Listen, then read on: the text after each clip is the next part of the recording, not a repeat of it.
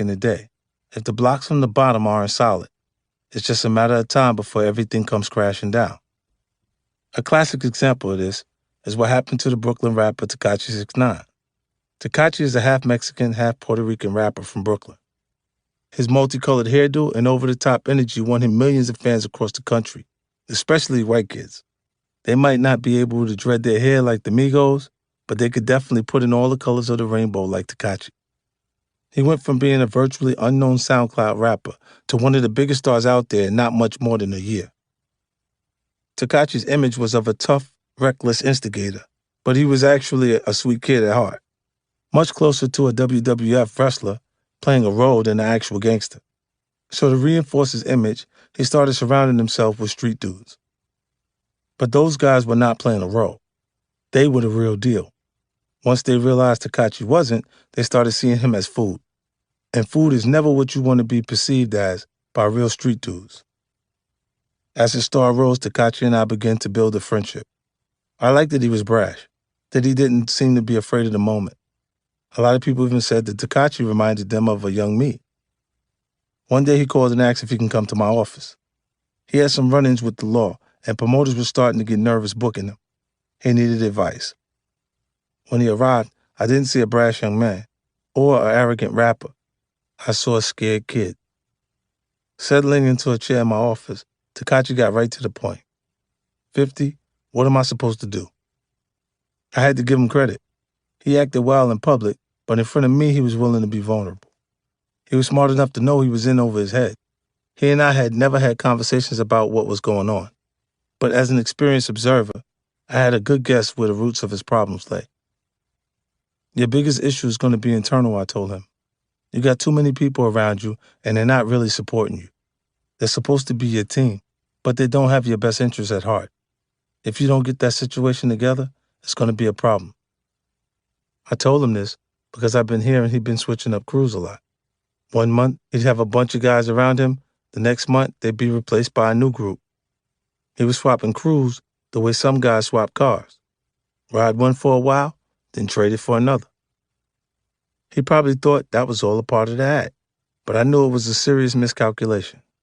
When you bring people around as a rapper, there's an expectation that you provide them with opportunities, help them get noticed as an artist themselves or get established as a behind-the-scenes player, introduce them to brands they can get checks from.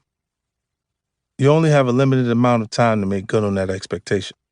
If you don't, confusion will set in.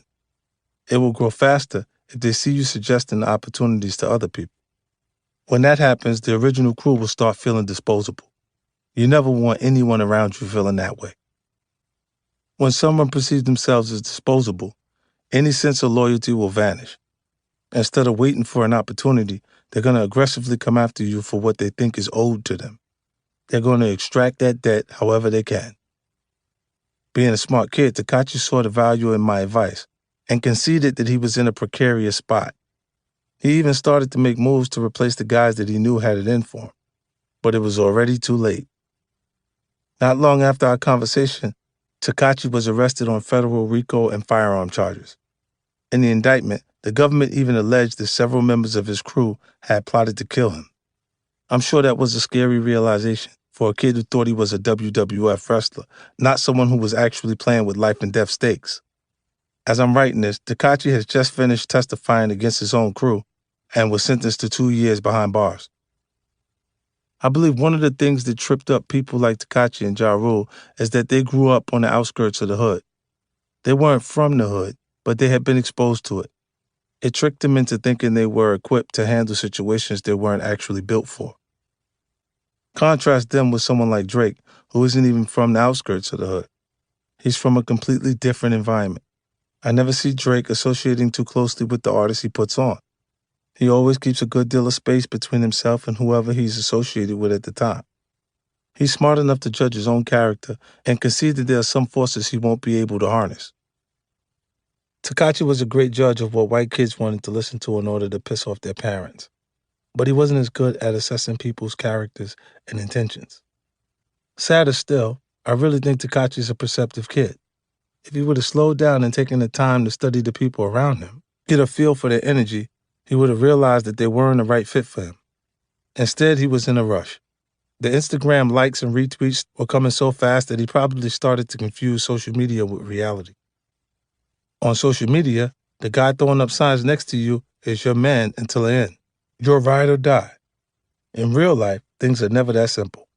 Jealousy and envy grow very easy, especially when they start getting a taste of success. If you bring a bunch of wolves in your circle, you better be damn sure to feed them. Otherwise, it won't be long before the pack turns on you.